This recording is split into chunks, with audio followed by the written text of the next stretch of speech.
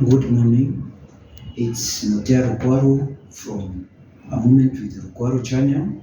I hope you have enjoyed my other series on negative thoughts up to part 7. And today I welcome you again to part 8, on which I'm going to deal with how to treat intrusive thoughts. Now, what are intrusive thoughts? Intrusive thoughts are scary and violent thoughts which come to you suddenly from nowhere. And in many cases, it is after a traumatic incident. But sometimes it may not be as traumatic as it may sound, but probably you are stressed, you have got depression, probably you have also got post-traumatic stress disorder, and certain anxiety can also can be a trigger to those intrusive thoughts or scaring thoughts which come all of a sudden, and sometimes it can lead you to having nightmares and flashbacks of certain incidents.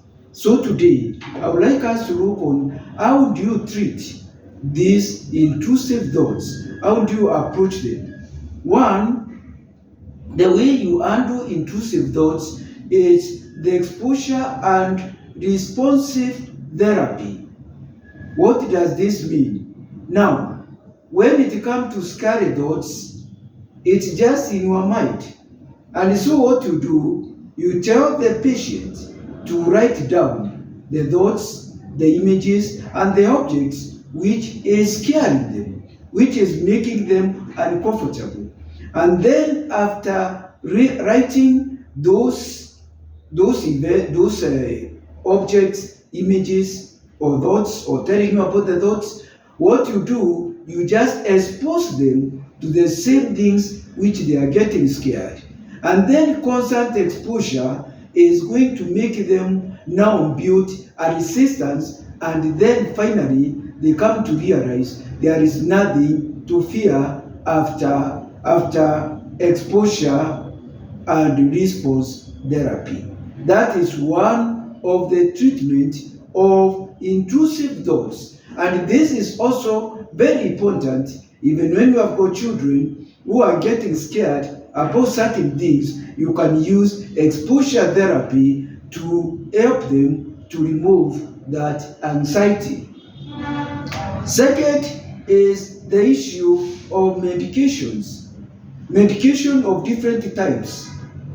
Now, medication is prescribed by psychiatrists, and you find that even counseling psychologists, when they are handling depression, when it goes beyond 40, it is recommended that they refer that client to the psychiatrist for treatment, because these are the ones who are trained in medicine, and so they will be able to treat someone who is having intrusive thoughts which are so scary, and their anxiety level is very high. And so when they go there, they can be able to recommend serotonin or on drugs like paroxetine and other drugs based on their medical training. They can be able to assess and do the necessary prescription based on the magnitude of the problem, and also based on the age. So medication can also be another approach when it comes to intrusive thoughts, especially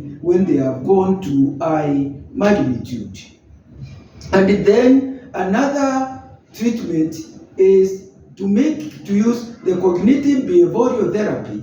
And with the cognitive behavioral therapy, you make the client understand the relationship between the thoughts, feelings, and behavior. And so when the client is able to understand this relationship, the intervention is going to be very easy. You can map a strategy to remove these negative thoughts or these intrusive thoughts which are also scary.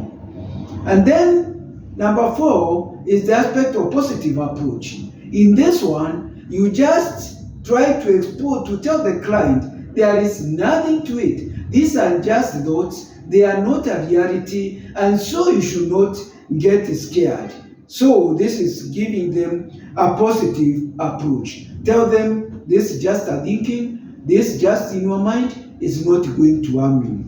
And then finally, you have encouraged them to have meditation. Meditation will help you to control the wavering mind so that your mind calm down and you are able to get relaxed. And then finally, you are going to realize with meditation that there is nothing to be scared, and all those intrusive thoughts are nothing.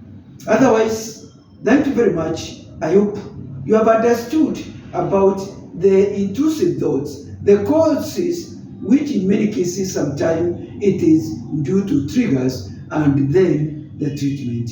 I'm hoping that you have enjoyed part 8 about the negative thoughts, and now how you can be able to treat these intrusive thoughts. Otherwise, thank you very much. I welcome you again to part 9. And if you have not subscribed to A Moment with Rukwaru, I would encourage you to do so that you get more of these educative videos. Otherwise, have a great day. Adios.